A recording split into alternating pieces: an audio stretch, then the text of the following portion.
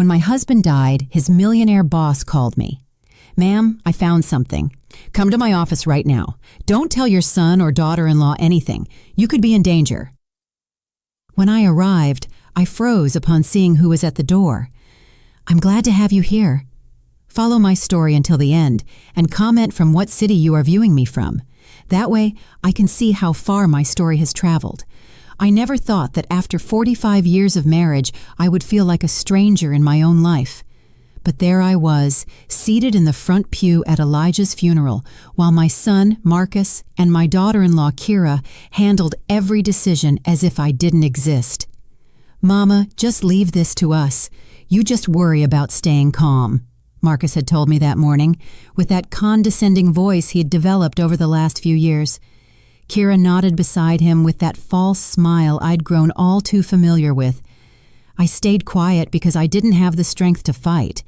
Elijah had died of a heart attack 3 days earlier, so suddenly that I still couldn't fully process it. One moment he was eating breakfast with me, talking about the garden he wanted to plant in the spring, and the next, I found him collapsed in the garage. I watched the people filling the community church, Elijah's co-workers, neighbors, some distant relatives. Everyone approached Marcus and Kira to offer condolences, as if they were the ones who were widowed.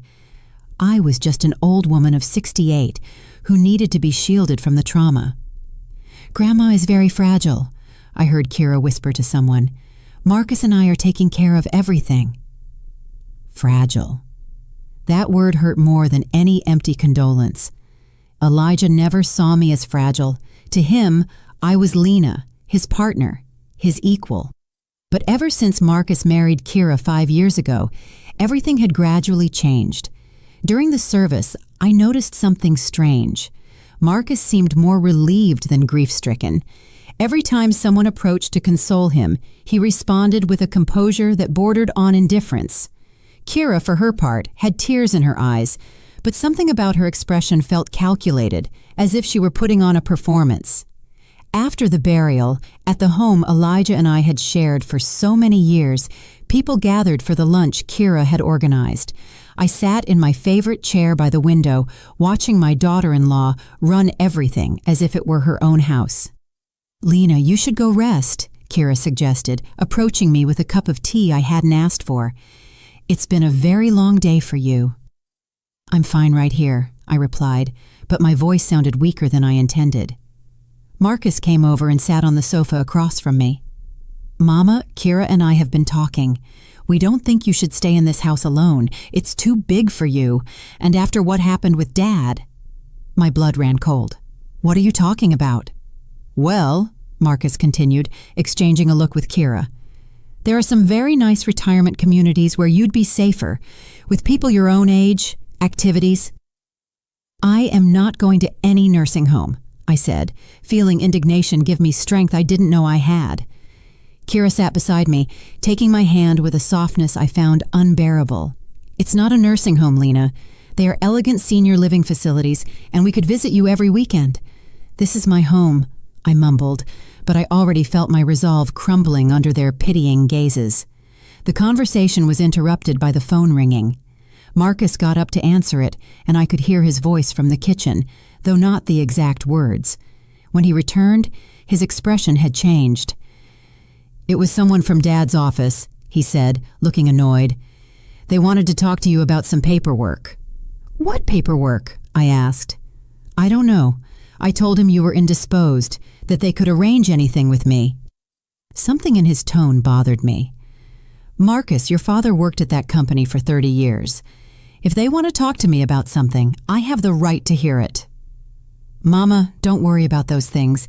We'll handle all the paperwork and legal affairs." That night, after everyone left and Marcus and Kira finally left me alone, I sat on the bed I had shared with Elijah for so many years. The house was too silent, full of memories that now felt distant. That's when my cell phone rang. The number was unfamiliar. "Mrs. Lena Odom," a man's voice said on the other end of the line. "I'm Theodore Vance, your husband's boss at Sterling and Grant Financial." "Mr. Vance," I replied, recalling the name. Elijah had mentioned his boss several times, always with respect. "Ma'am, I am so sorry for your loss. Elijah was an extraordinary man, and everyone at the office valued him immensely." "Thank you," I murmured. There was a pause, and then his voice became more serious. "Mrs. Odom, I need to see you urgently.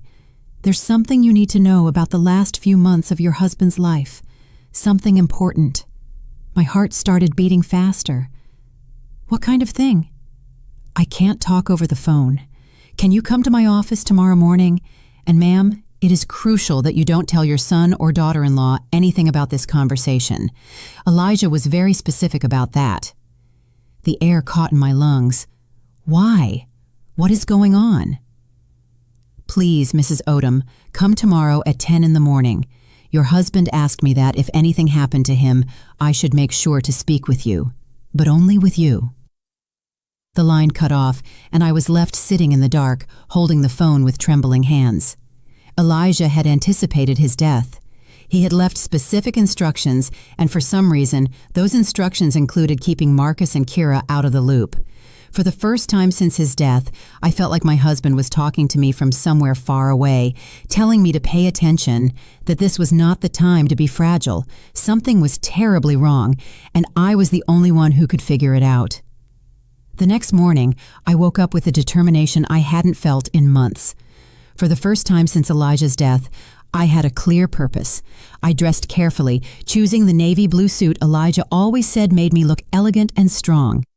Marcus called early, as he had been doing since the funeral. "How did you sleep, Mama? Kira and I were thinking maybe you should stay with us for a few days." "I'm fine, son," I replied, trying to sound normal. "In fact, I have to go out this morning." There was a pause. "Go out where?" My mind worked quickly. "To the pharmacy. I ran out of my blood pressure pills." "I can bring you the pills. You don't have to go out, Marcus." "I can drive to the drugstore. I am not an invalid." His sigh was audible through the phone. "All right, but be careful, and if you need anything, call us immediately." I drove downtown with my hands clenched on the steering wheel. The Sterling and Grant Financial Building was a 20-story glass tower that had always intimidated me a little. Elijah worked on the 15th floor in the internal audit department. The receptionist guided me to the executive floor, where I had never been. Theodore Vance's office was impressive. Floor-to-ceiling windows overlooked the entire city, mahogany furniture, and a sense of power that permeated the air. Theodore Vance was a man of about 55, with perfectly styled gray hair and a suit that probably cost more than my monthly rent.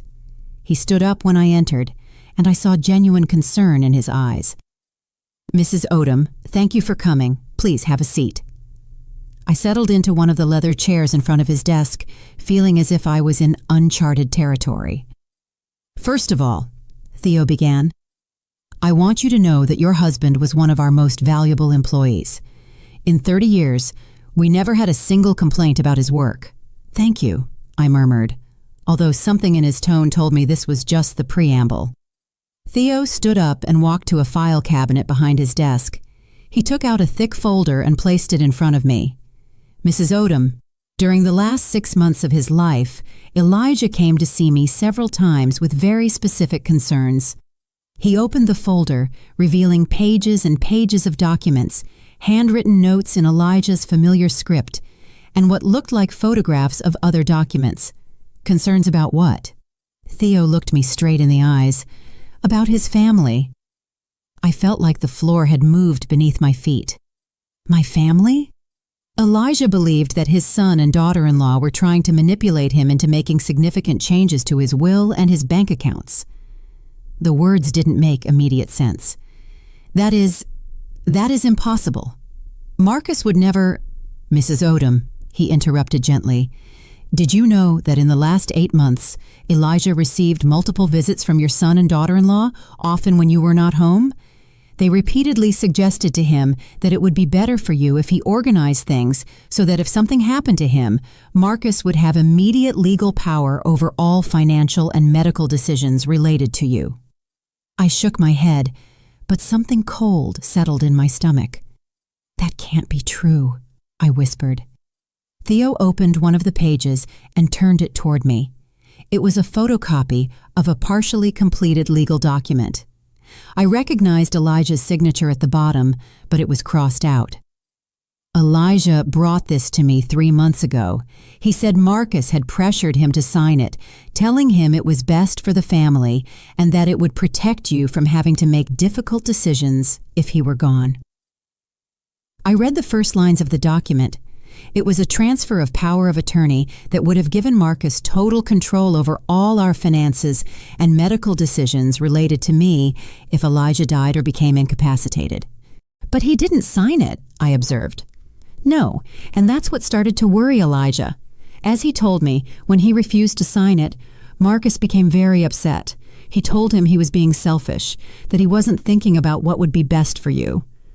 My mind began to make connections I didn't want to make. I remembered Marcus and Kira's visits over the last year, how they always seemed to be whispering about something when I entered the room. "There's more," Theo continued, turning to another page. "Elijah also told me that Kira had begun suggesting you were showing signs of confusion, of memory loss." "What?" "Apparently, she had started commenting to both Elijah and Marcus that you were repeating stories, forgetting conversations, that perhaps you needed closer medical supervision." I felt like I had been punched. "I'm not. My memory is perfectly fine." Elijah knew that. That's why he started documenting everything, every conversation, every suggestion, every pressure he felt from them.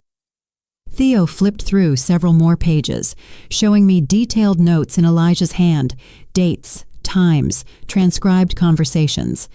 My husband had been keeping a meticulous record of what now appeared to be a sustained campaign to undermine my confidence and gain control over our lives.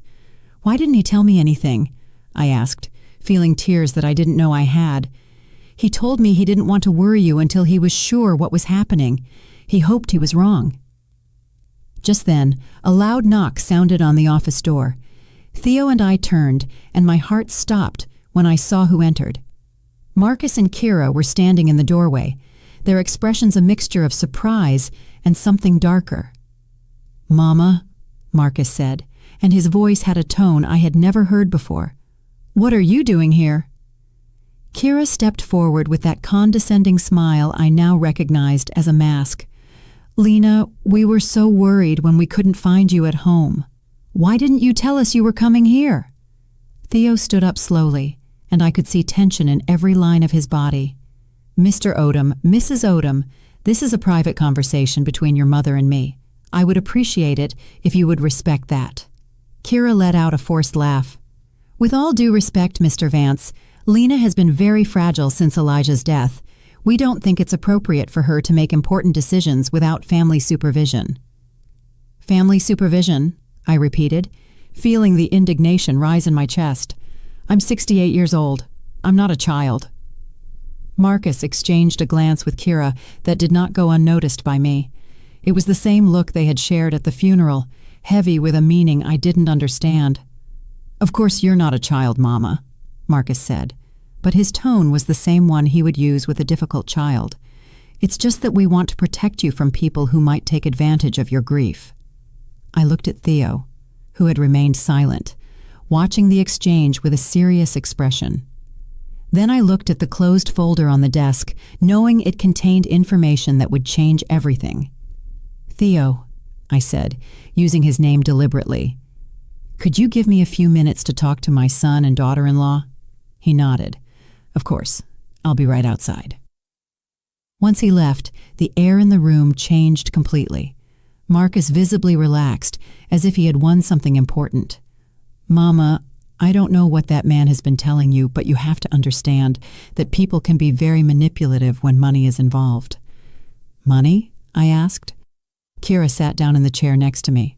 "Lena, honey, we know Elijah had a considerable life insurance policy, and with the house and his savings, there are unscrupulous people who take advantage of widows." Something cold settled in my stomach. "How do you two know about Elijah's life insurance?" Marcus and Kira exchanged another one of those charged glances. "Well," Marcus said, looking uncomfortable for the first time, "Dad mentioned it a few months ago when we were talking about..." about making sure you were taken care of if something happened to him." "Funny," I said slowly, because Elijah never mentioned those conversations to me. The silence stretched between us. That's when I heard a sound that brought my world to a complete halt. A cough I would recognize anywhere in the world. The three of us turned toward the door of the private bathroom connected to Theo's office. The door slowly opened, and a figure emerged that made my heart stop and then start pounding so hard I thought it would jump out of my chest. Elijah, my husband, the man I had buried 4 days ago, was standing there, alive, breathing, looking at me with a mixture of love and apology in his eyes. "Hello, Lena," he said softly. I think I screamed. I'm not sure. What I do remember is that the world started spinning around me, and if Elijah hadn't rushed toward me, I would have fallen out of the chair. "What? How?" I mumbled, touching his face with trembling hands to make sure it was real. Behind us, I heard Kira let out a gasp, and Marcus murmur a word I prefer not to repeat. Elijah held me carefully, his familiar hands steadying me as they had for 45 years. "I'm sorry, my love. I'm so sorry to have put you through this, but it was the only way." "The only way to what?" I asked, though a part of me was already beginning to understand. Elijah looked up at Marcus and Kira, and his expression hardened in a way I had never seen before. "The only way to protect you from them." Marcus found his voice first. "This is impossible. You're dead. We saw you. There was a funeral. There's a death certificate." Elijah straightened up, but kept a protective arm around me. There was a falsified death certificate, with the help of a very discreet doctor and a funeral director who owed a few favors. Theo helped me set up everything. "But why?" I whispered. Elijah looked at me tenderly before addressing Marcus and Kira again. "Because I found out what you were planning." Kira turned pale. "I don't know what you're talking about." "No?" Elijah said, walking toward the desk and opening the folder Theo had closed. "Then you don't recognize this?" He pulled out a series of documents and placed them on the desk. Even from where I was sitting, I could see they were copies of emails, text messages, and what appeared to be transcribed recordings. "Mama is starting to show signs of dementia. I think you should consider the possibility of her needing full-time care soon. If Dad signs the documents I prepared for him, we can make sure she has the best possible care when the time comes." Elijah read aloud from the document. My son had gone completely white. Elijah continued reading. Kira agreed, and the sooner the better. The house alone is worth almost $500,000, and that's not counting his retirement savings. I sat down heavily, feeling like I had received a physical blow. They had been planning to declare me incompetent. They had been calculating the value of our house, of our savings. "This is taken out of context," Marcus said desperately. "We were worried about Mama. We just wanted to make sure." "Make sure of what?" Elijah interrupted. "That you could control her life, that you could declare her incompetent and put her in an institution while you sold the house and spent our savings?" Kira stood up abruptly. "This is ridiculous, Elijah. Faking your own death is a crime. There are fake certificates, fraudulent documents." "You're right," Elijah said calmly. "I am willing to face the consequences, but first, I wanted Lena to know the truth about what you two have been planning." He walked up to me and took my hands. "My love, for the last 8 months, they have been visiting me regularly when you are not here. At first, I thought it was because they worried about us, but I gradually realized that every conversation was designed to convince me that you were losing mental capacity, that you needed supervision, that it would be selfish of me not to make legal arrangements to protect you." I looked at Marcus, my son, the baby I had carried in my arms, whom I had comforted during nightmares, whom I had loved unconditionally for 35 years. "Is that true?" I asked him. For a moment, I saw something in his eyes that might have been shame, but then it hardened. "Mama, you don't understand the financial pressures we face. Kira and I have debts. Obligations. So it was true, I murmured. Elijah squeezed my hands. When I realized what was happening, I hired a private investigator. We discovered that Marcus has gambling debts of over $150,000, and Kira has been using credit cards in your name without your knowledge. The world wobbled around me once more. Credit cards in my name? 3 different cards, Elijah said softly, with a total debt of over $10,000. Kira finally exploded. This is enough, Elijah. I don't know what kind of sick game you're playing, but this ends now. Lena, let's go. Clearly your husband has lost his mind. But I didn't move. For the first time in months, maybe years, everything made sense. The constant visits, the exaggerated concern for my well-being, the suggestions about my memory, the rush to make me make decisions about my future immediately after the funeral. They hadn't been taking care of me. They had been preparing me to be sacrificed. I am not going anywhere, I finally said. My voice was stronger than it had sounded in a long time. But I think you two should leave. The expression on Marcus's face changed to something I had never seen before. He was no longer my worried son. He was a stranger who had just lost something he had been counting as his. Elijah helped me sit on the office sofa while Theo returned with a bottle of water and a grave expression. Marcus and Kira remained standing near the door, like cornered animals deciding whether to flee or attack.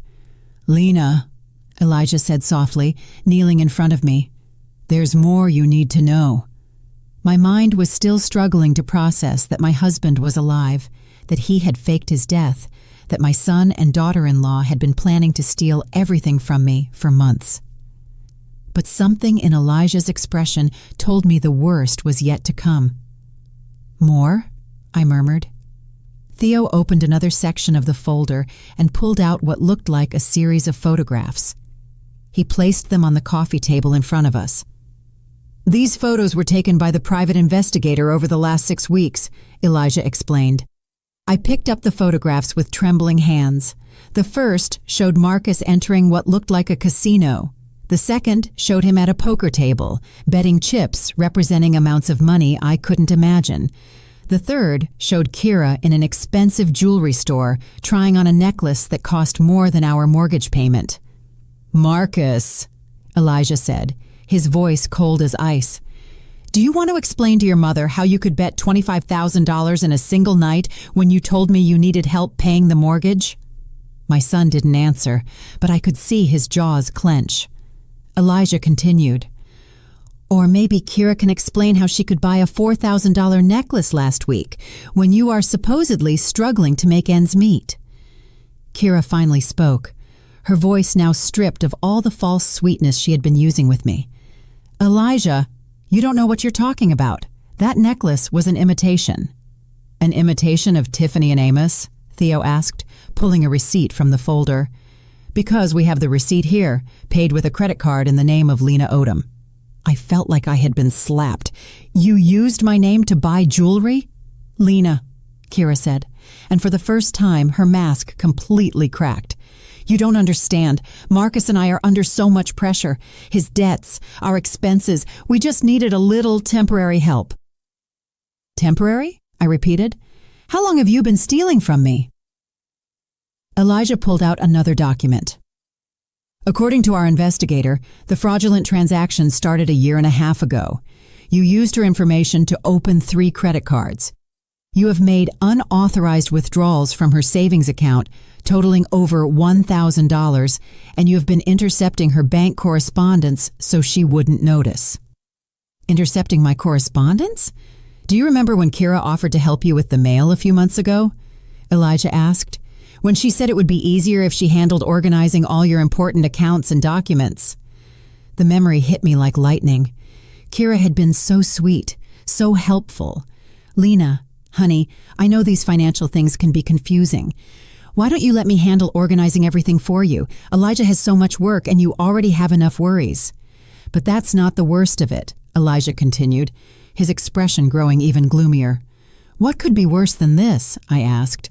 Elijah looked at Marcus straight in the eyes. "Tell your mother about the plan for the assisted living." Marcus went completely pale. I don't know what you're talking about. No? Theo said, pulling a small voice recorder from his desk. Because we have this. He pressed the playback button, and Marcus's voice filled the office. It was a phone conversation, likely recorded without his knowledge. Kira, we need to speed up the timeline. Dad is starting to ask questions, and Mama isn't acting as confused as we hoped. Kira's voice responded from the recorder. I already spoke to the director at the Magnolia Place. Did you say you have the medical documents we need? The fake documents are ready. Once Mama is institutionalized, we can sell the house immediately. The market is good right now. I felt like I was falling off a cliff. Fake medical documents. The recording continued. And what if Elijah objects? Kira asked. Elijah isn't going to be a problem for much longer, Marcus replied, and something in his tone made my blood run cold. Elijah paused the recording and looked at me with eyes full of pain. That conversation was recorded 3 weeks ago, Lena. 3 weeks before my death.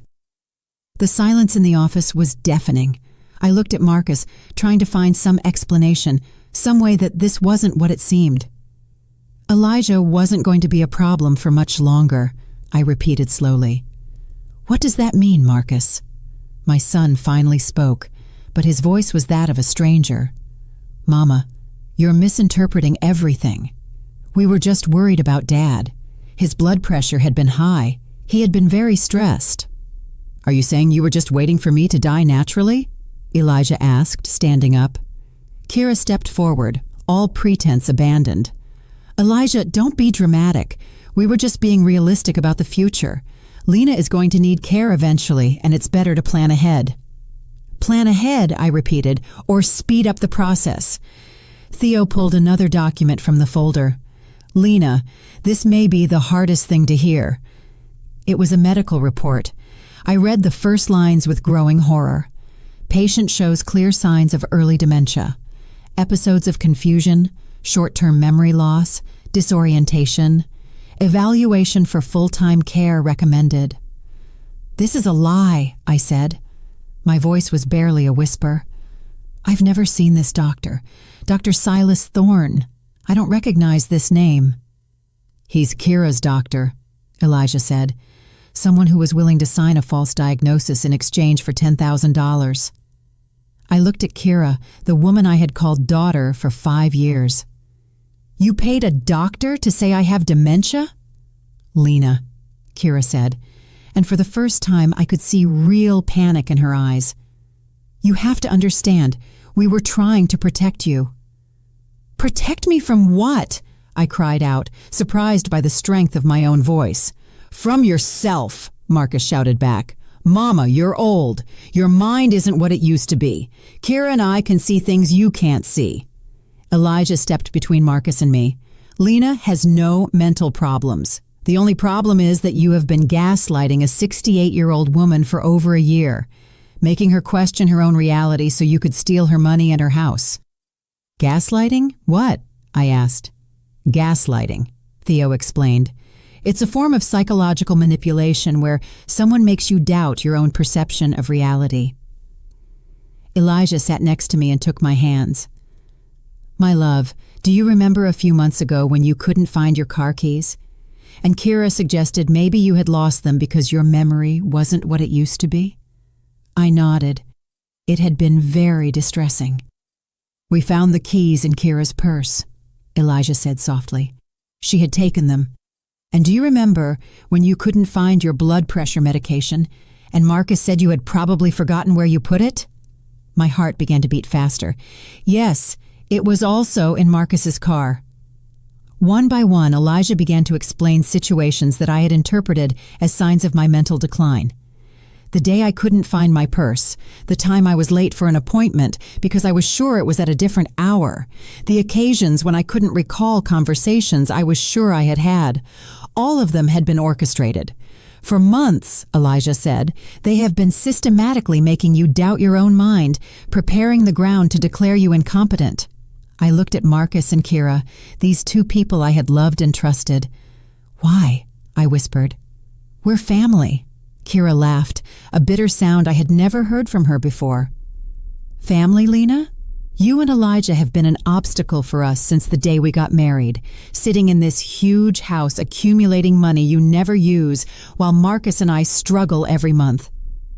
You never asked us for help, I said weakly. We didn't want your help, Marcus said. We wanted what's rightfully ours. What's rightfully yours? We are your family, Marcus exploded. That house should be ours. That money should be ours. You're going to die soon anyway. The silence that followed those words was absolute. In that moment, I knew I had lost my son forever. The person standing in front of me was a stranger who had been using my love against me, counting the days until my death so he could collect. But I also knew something else. For the first time in over a year, my mind was completely clear. I wasn't confused. I didn't have dementia. I was the victim of a cruel and systematic conspiracy carried out by the two people I trusted most. And now that I knew the truth, I would never be the same again. The following days were an emotional roller coaster I will never forget. Elijah stayed in a discreet hotel while Theo helped us navigate the legal complications of his resurrection. I returned home, but for the first time in months, I didn't feel like a prisoner in my own life. Marcus and Kira had left Theo's office that day in a state of shock and fury. I hadn't heard from them for 48 hours until they appeared at my door on a Wednesday morning.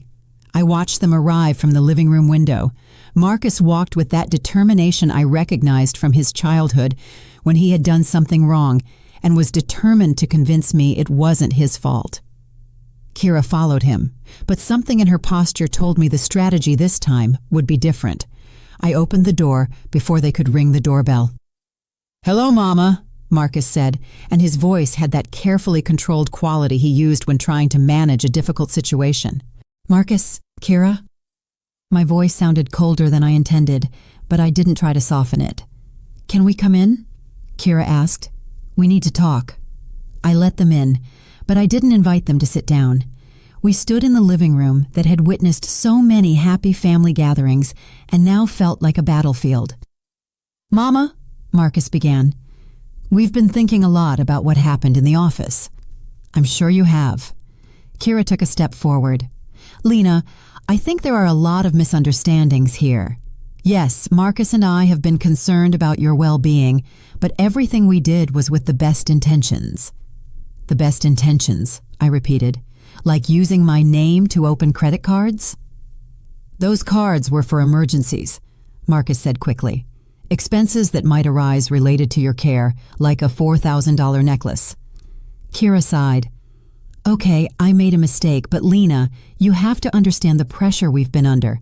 Marcus's debts, our expenses." "Your debts are not my responsibility," I said, surprised by how easy it was to say those words. Marcus changed tactics. "Mama, Dad is manipulating you. Doesn't it seem strange that he would fake his own death? What kind of man does that?" "The kind of man who is trying to protect his wife from a son who is planning to steal everything from her." "We weren't stealing," Marcus exploded. "That house, that money, it was eventually going to be ours anyway. We were just trying to speed up the process because we needed help."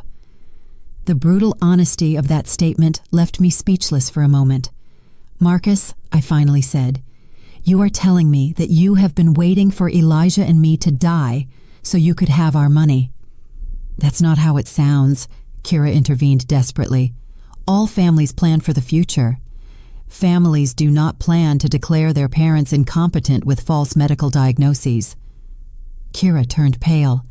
That was just a precaution in case you truly needed care in the future. A precaution you paid for with $10,000. Marcus ran his hands through his hair, a sign he was losing patience. "Mama, listen to yourself. You've become paranoid. Dad is filling your head with crazy ideas." "Crazy ideas," I repeated, "like the idea that I deserve to live in my own home without anyone trying to declare me crazy. No one is trying to declare you crazy, Marcus yelled. I walked to the phone and dialed a number I had memorized. What are you doing? Kira asked. Calling Elijah, I replied. I think he should be here for this conversation. Mama, no, Marcus said, but it was already too late. Elijah arrived 20 minutes later. He had been expecting my call, probably knowing this moment would come. When he walked in, the tension in the room immediately intensified. Marcus, Kira, he greeted them in a neutral voice. Dad, Marcus said, we need to resolve this as a family. Elijah sat next to me on the sofa, automatically taking my hand. I'm listening. Kira sat in the chair opposite us, assuming her most vulnerable posture. Elijah, I know what we did looks bad, but you have to understand that we were desperate. Explain the desperation, Elijah said. Marcus began to speak quickly, the words rushing out as if he had been rehearsing this speech. The debts piled up faster than we expected. The casino. I know it was stupid, but I thought I could win money fast, and when that didn't work, we panicked. So you decided to rob your parents? Elijah asked. It's not robbing, Marcus shouted. You have more money than you'll ever spend. That house is too big for 2 people. We were just accelerating the inheritance. Accelerating the inheritance by declaring me incompetent? I asked. Kira started to cry. Not real tears, but the kind of calculated crying I had seen her use on other occasions when she wanted to get something. Lena, we never wanted to hurt you. We just wanted to ensure you were taken care of and that we could pay off our debts. You thought you could manage both by stealing my money and locking me up in an assisted living facility, I said. It wasn't a nursing home, Marcus said. The Magnolia Place is a very nice retirement community. You would have been comfortable there. Against my will. You would have adapted eventually, Kira murmured. The silence that followed was absolute. I think it was at that moment that even they realized how monstrous what they had been planning sounded. Elijah slowly stood up. Marcus, I want you to listen very carefully to what I am about to say. My son looked up, and for a moment, I saw a flicker of the child he had been. Your mother and I have decided that you are no longer a part of our lives, Elijah said in a firm but unemotional voice.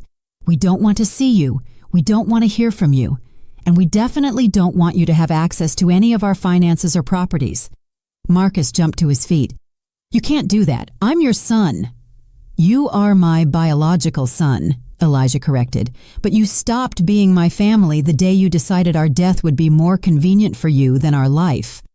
Kira also stood up, her crying now completely abandoned. This is ridiculous, Elijah. Lena, you can't cut us off completely. We're family. No, I said, also standing up. Family doesn't try to steal.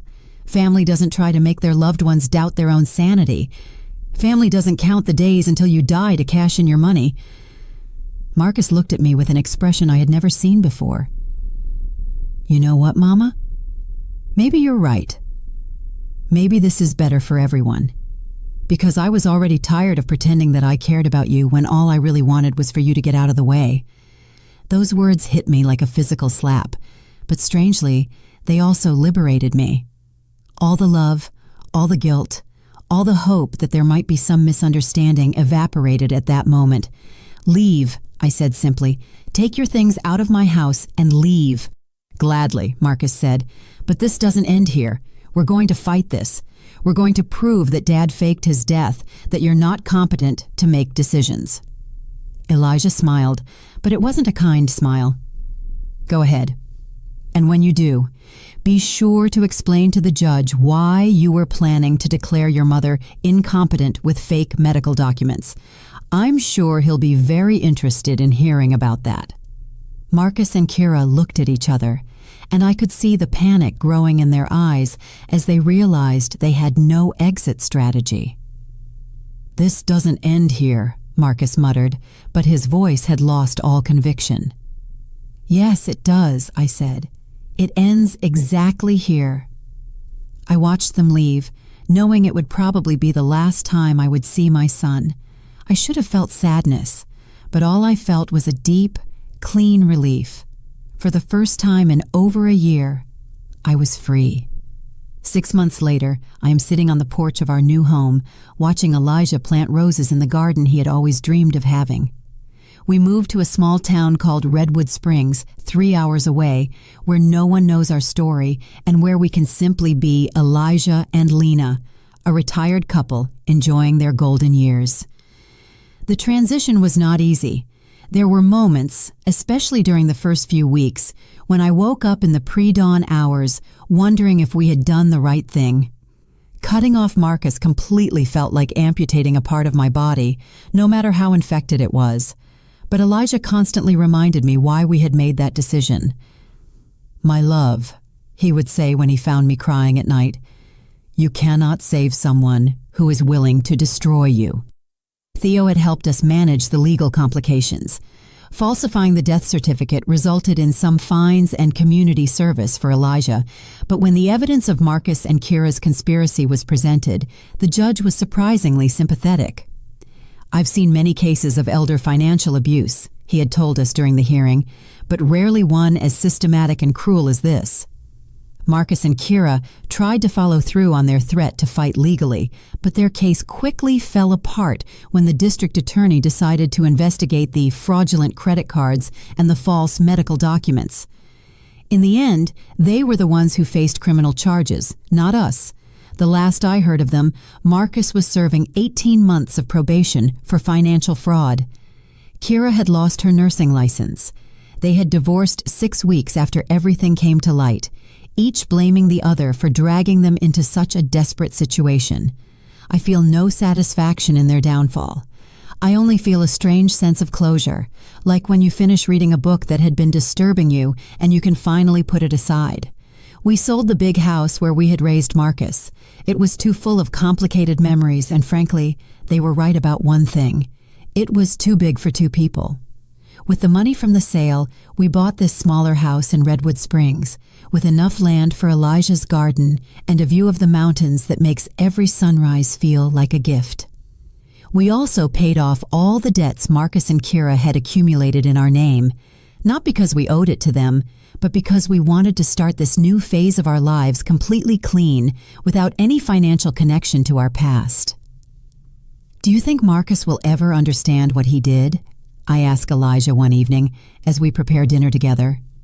Elijah stops chopping vegetables and looks at me with those wise eyes that made me fall in love with him 46 years ago. "I don't know, my love, but it is no longer our responsibility to teach him. That is the hardest lesson I have learned in these months. For 35 years, I felt responsible for Marcus's happiness and well-being. Even when he became an adult, even when he got married, he was still my baby who needed protection and guidance. But some adults choose paths their parents cannot follow, and sometimes the truest love is knowing when to let them go. We've made new friends here. Brenda and George, the couple next door, invited us to dinner last week. During the conversation, Brenda mentioned that they had cut ties with their son 10 years ago. "He was an addict," she explained simply, "and every time we tried to help him, he dragged us into his chaos. In the end, we had to choose to save our marriage and our sanity or continue to be victims of his destruction." "Was it difficult?" I asked. George took Brenda's hand. "It was the hardest decision of our lives, but it was also the one that saved us." I hadn't realized until that moment how much I needed to hear that we weren't the only parents who had had to make such an extreme decision. This morning, Elijah brought me coffee in bed, a routine we've developed in our new life. As I took my first sip, I noticed he had left a letter on the nightstand. "What is this?" I asked. "It arrived yesterday. It's from Marcus." My heart stopped for a moment. "Did you read it?" "It's for you." I held the letter for several minutes before opening it. The handwriting was the same I had seen on thousands of Mother's Day cards, but the words were those of a stranger. "Mama," it began. "I know you probably don't want to hear from me, but I need to tell you something. Kira and I divorced. She blamed everything that happened on my gambling debts, but I know the truth is more complicated than that." He went on to explain that he was in therapy, trying to understand how he had reached the point of conspiring against his own parents. The therapist says I have entitlement issues, that I've always felt I deserved things without working for them. It came to the point near the end. I'm not asking for forgiveness because I know I don't deserve it. I just wanted you to know that I understand what I did, and I understand why you had to walk away from me. If you ever want to give me another chance, I'll be working to be the person I should have been all along. When I finished reading, I handed the letter to Elijah. What do you think? I think he sounds like someone who is trying to change, I said honestly. But I also think words are easy. Elijah nodded. And what do you want to do? Nothing, I said, surprising myself with the certainty of my answer. I want to continue living our life, and if one day he proves with real actions that he has changed, maybe we can reconsider. And if he never does?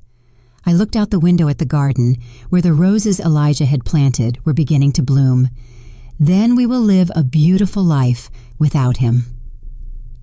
That afternoon, while Elijah worked in the garden, I decided to write my own letter, not to Marcus, but to myself, a kind of declaration of independence from the guilt I had been carrying. Dear 68-year-old Lena, I wrote, forgive yourself for loving so much that it almost cost you everything. Forgive yourself for trusting so much that it almost cost you your sanity. Forgive yourself for believing that family love is always unconditional. But also, celebrate your strength. Celebrate that when you finally saw the truth, you had the courage to act on it. Celebrate that you chose your own life over everyone else's comfort. That night, as Elijah and I prepared for sleep in our new bedroom with a view of the mountains, he asked me, "Do you regret anything?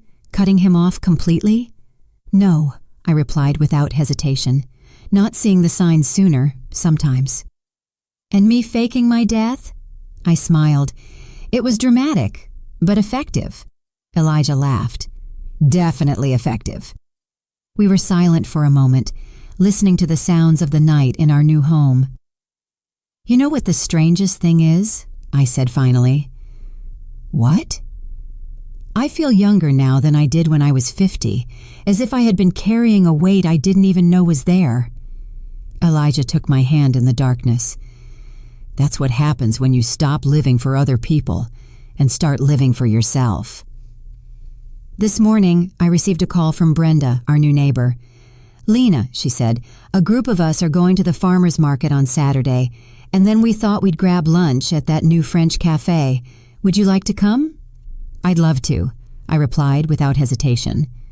A year ago, I would have had to consult with Marcus and Kira, make sure they didn't need anything, consider if it was appropriate for a woman my age to go out with friends. Now, I simply say yes to the things that make me happy. As I write these lines, sitting on my porch with a cup of tea and the sound of Elijah whistling as he waters his roses, I realize that this is the first time in decades that I feel completely free. Free from guilt, free from expectations, free from the need to justify my decisions to people who never had my best interests at heart. Marcus was right about one thing. Elijah and I probably won't live many more years, but the years we have left will be ours, lived on our terms, surrounded by people who love us unconditionally and without hidden agendas. And I discovered that is worth more than any toxic family tie I may have lost in the process. Sometimes the greatest freedom comes from having the courage to walk into the unknown, leaving behind even those you loved most when the love had become indistinguishable from the harm.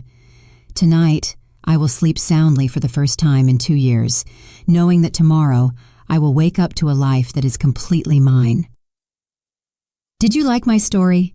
If you listened till the end, drop a number 1 in the comments. If you enjoyed it, you can support me by liking the video and sending a small tip. I've got lots of other life stories like this on my channel, so make sure to subscribe and check them out. I've added 2 new stories on screen that everyone loves. Thanks for being here. See you in the next one, with love.